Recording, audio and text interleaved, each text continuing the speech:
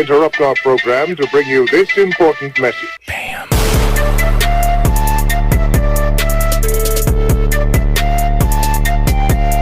Hey, what's up, and welcome back to Interpreting the Series, where today I'm going to be heading back into the island for another season of Lost. This time, we're heading to the 4th season, which is easily one of the best seasons of the show, bar none. This season specifically may actually have the best episode of the entire series all around with The Constant, and I'm sure I'm going to be talking about that in a little bit, but also, I know my channel hasn't exactly been releasing much content in a while, and there is a reason for that. I'm currently in the process of working on a massive project that might very well take the entire year to finish, and that's obviously taking up a lot of my time, limiting my ability to create much more content for you guys. So if you're curious on what that is, keep an eye out on my channel. I should be making an announcement video for it soonish. Well, anyways, ultimately, Season 4 of Lost stands out for its differences from the first 3 seasons because the primary focus is no longer about how these people came to this island, which, the first 3 seasons were all about.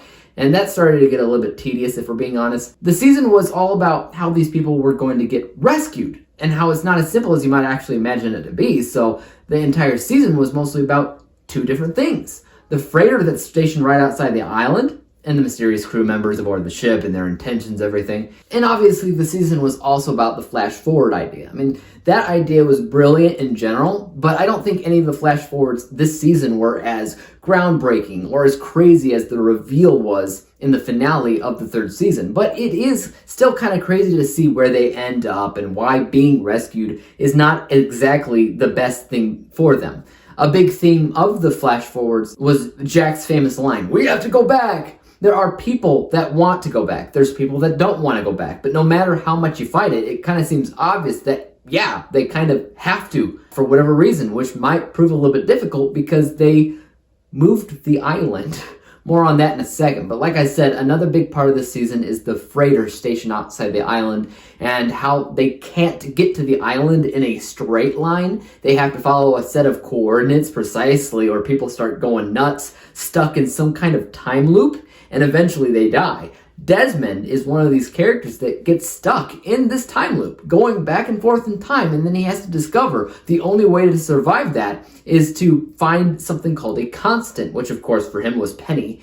And that episode, The Constant, was easily one of the best, if not the best episode of the entire series. But anyway, another thing that we have to keep in mind this season was that it's not Penny's boat, right? So who are these people and what do they want? Well, turns out that they aren't exactly there to rescue anybody. They're there looking for Ben. And according to Ben, once they get him, they'll kill everybody else on the island.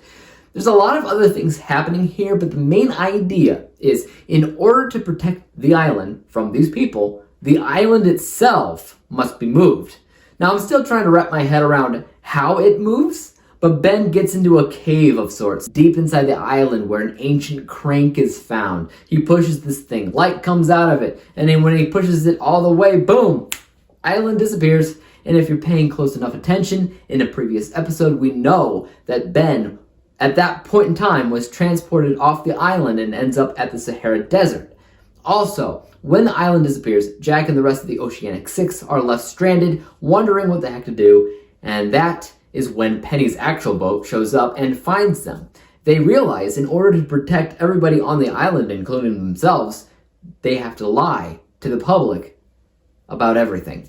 Because off the island, the public found Oceanic 815 on the bottom of the sea with a bunch of fake dead people. And if Jack, Kate, Aaron, Hurley, Saeed, and Sun all tell the truth about Oceanic 815 and how what they found in the ocean wasn't actually the real plane, then that puts their lives at danger from the people who put it there. And for the most part, that is season 4, but there's so much going on here too. Like, whatever the heck the Orchid Station is, the power struggles going on between Jack and Locke, Locke and Ben, Ben and Widmore, going through all that would probably take a year on its own. However, it would appear that at the end of season 4, Locke has joined the others as essentially the new Ben, but doesn't really matter because it turns out the funeral that Jack went to in the flash forwards was for Locke, who somehow got off the island and died. And during this entire thing, Ben tells Jack, if you want to get off this island, which you claim you want to do, you can do that. For sure, you can do that. But everybody has to go back, including him, meaning Locke, meaning his dead body. But then you start wondering, oh, wait. The island has these healing properties. They made Locke be able to walk again after he was paralyzed. Could they bring him back from the dead and get all these different things going on? What will happen if they go back to the island? How are they going to go back to the island since they moved it? What the heck is going on, right? That's Lost for you. In general, this season's nuts. There's a lot of talk about the character Jacob. We never actually see him. I mean, the only person that we see right now who can speak on his behalf is randomly Christian, Jack and Claire's dead father, who is camping out at a cabin that can move. Yeah. We're getting into that special territory of the show where crap gets really weird really quick, but I've noticed one main thing. When I initially watched this show all those years ago, it was a constant feeling of WTF, what is going on? Complete with a jaw on the ground every single episode. And on rewatch, it's not exactly like that. It's mostly a smile on my face as I remember this, as I remember that, but it doesn't feel as crazy as it once was. There's still 2 more seasons to go though, and I know things always get more wacky as it goes on, but so far, so good. But also, R.I.P., rest in peace, Jin and Michael, right? Because they blew up on that boat, which was just off the island. So sad. Anyways, good season, great even, but if I had to rate it, I might give it something like a 97%. I just realized it took a month and a half to finish it, which isn't too bad, because I usually get these reviews out every 4 months, but it's only a month and a half. So, so far so good. Anyways, thanks for watching. Stay tuned for an announcement video on what I'm doing right now, what kind of project I'm working on, as well as look out for future reviews of movies and TV shows and anything else that comes to mind. I'll try to get more and more content out as I go on with this project that I'm working on. But as it is, thanks for tuning in. As for YouTube, you know what, guys? You know what to do. Hit that like, subscribe button, and bell to be notified when I come out with my next review. And until then, peace out.